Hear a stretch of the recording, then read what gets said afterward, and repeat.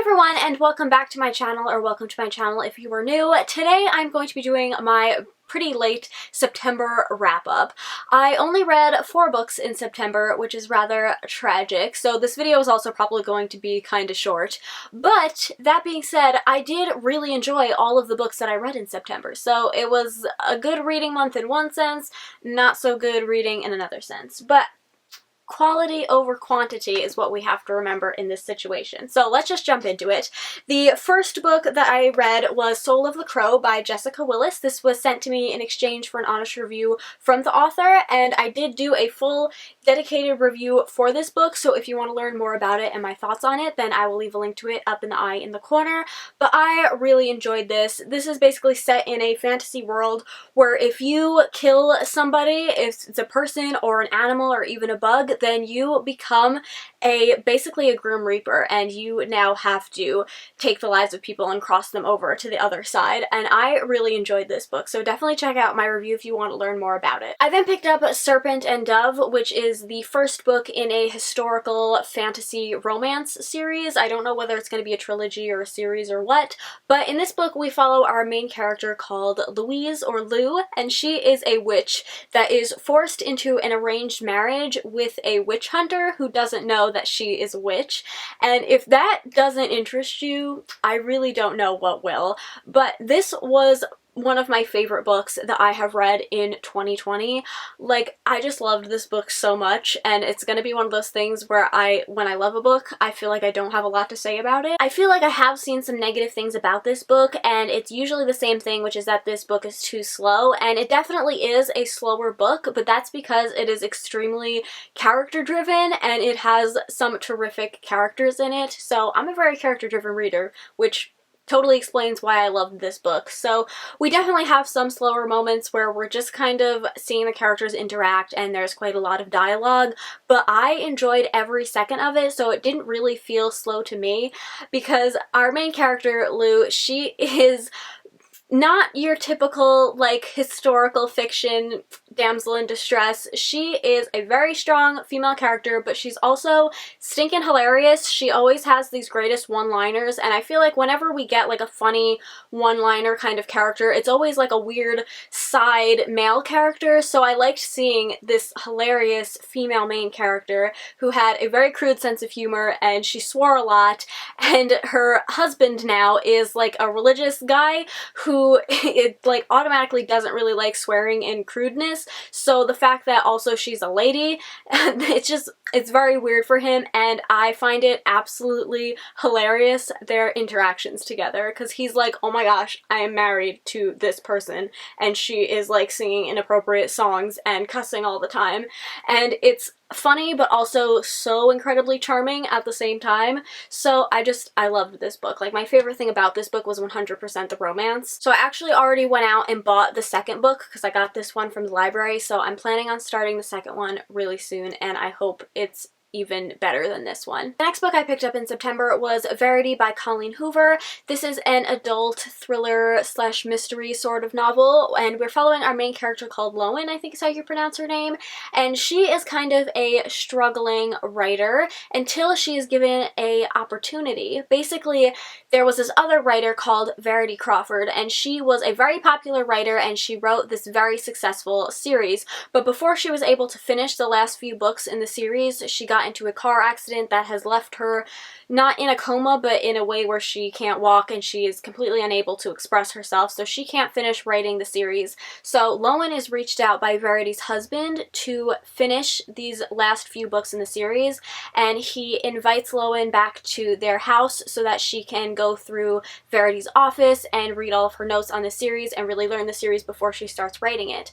But when Lowen goes there, she ends up discovering this autobiography that Verity had written that wasn't published, and there are some dark secrets in this autobiography. I went into this book really not knowing what I was going to think of it, because I have read 2 other Colleen Hoover books in the past. I read It Ends With Us twice, and I loved it both times, and then in between reading that book, I read Someday Maybe, and I hated that book. So I was really confused as to whether Colleen Hoover was an author that I either really loved because I gave one of her books 5 stars twice, or an author that I really hated because I gave one of her books 1 star and I couldn't stand that book. So luckily I actually did really enjoy this book. I think I would give it like 4 out of 5 stars.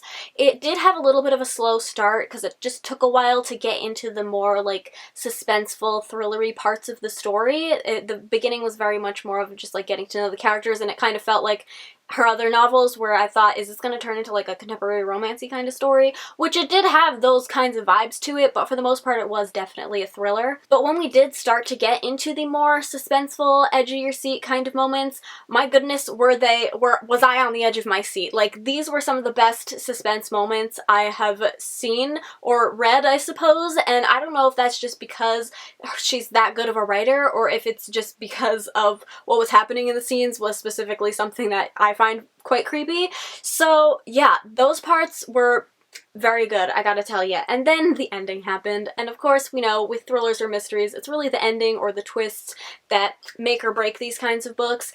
And I have to say, I'm kind of in a love-hate relationship with the ending. Obviously, I gave the book 4 stars, so I definitely liked it, but it's one of those endings that's gonna leave you saying, oh wait, what? And it's kind of an open ending. Like, you don't really know what actually happened, and that's a little bit of an issue with me because I don't love open endings. I like things to be concluded. I like to know exactly what happened and how they happened and what's gonna happen next. So I kind of liked the ending because I think it was also a bold choice, and I appreciate bold choices by authors, but also I really want to know what actually happened. So Colleen Hoover, if you'd like to let me know, I would like to know what actually happened in this book. Then the final book that I picked up in September was The Breakdown by B.A. Paris, and this is another adult thriller slash mystery book. In this book, we follow our main character, whose name I forgot. Nobody's shocked. Her name is Cass, and she is driving home one night, and she ends up taking a shortcut through the woods, and when she's driving there, she sees somebody pulled over on the side of the road, and she can see that it's a woman. So she pulls over in front of her, behind her, wherever, and she's kind of waiting for the person in the car to give her a signal or something that she needs help, and it doesn't happen. So she begins to think that maybe this is actually a dangerous situation, because that's a thing that happens where unsuspecting people are like lured over to the side of the road. So Cass ends up driving off, intending to call the police about it when she gets home to see if this person does actually need help. But when she gets home, she ends up forgetting, and she goes to bed, and the next morning she wakes up and her husband tells her that a woman was found murdered on the side of the road in her car on that same path that she was taking on her way home.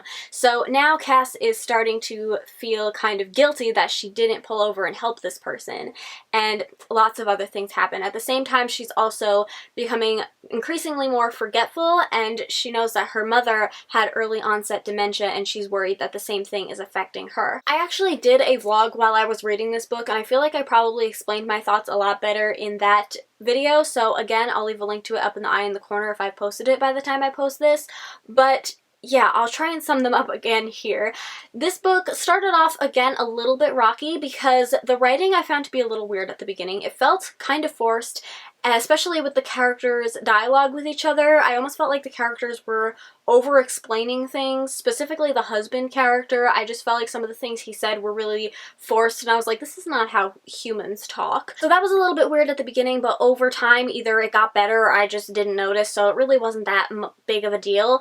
And then the middle of the book, I definitely got more into the story, and I was definitely more invested in the characters, but there is a part of the middle where I did feel like it got a little bit repetitive, because like I said, a lot of this focus of this book is the fact that our main character is very unreliable because she can't remember a lot of things and she keeps forgetting things. And so there's a period of the middle where it's just kind of her really living her daily life and just forgetting things, and it felt like it was getting a little bit repetitive. But then the ending happens, and the ending, it really shows the fact that that repetitive, maybe slower part was necessary to get to this part of the story, and I did really like the end. It hits you with all the twists at the end, but it didn't feel forced at all, and some of them I did predict, which I mentioned this in my vlog, but I've read like so many thrillers at this point that I feel like most of the time there's always an element of the ending that I'll end up predicting because I've just read so many that you just kind of pick up on the things. But the other few of them I didn't, didn't predict at all, so I thought overall the ending was really good. Again, there were also some pretty suspenseful parts of this book as well that I felt had very good edge of your seat kind of moments, and there's one specifically that I told this story in my vlog, but at one point I was reading this book and I was getting very into the scene that was happening, and then all of a sudden all of my lights went out in the house, and it was at night, and so it was just pitch black in my room in the middle of reading this really kind of intense scene that I was very much getting into, and like 15 seconds later the lights all came back on, so it was just like a fluke thing. But for a good 2 seconds, I was sure that that was the end of me, and I accepted it in that moment. But yeah, that was just a little funny thing that happened. So overall, once again, I would recommend this book. I would recommend all of the books in this wrap-up, honestly. I super enjoyed all of them. This is probably one of my most successful reading months as far as ratings. So yeah, if you've read any of these books, let me know what you thought of them. I'd love to discuss them with you in the comments. I hope you all enjoyed this video. If you did, please give it a thumbs up, subscribe if you haven't already, and I'll see you in my next one. Bye! You hear that, Samson?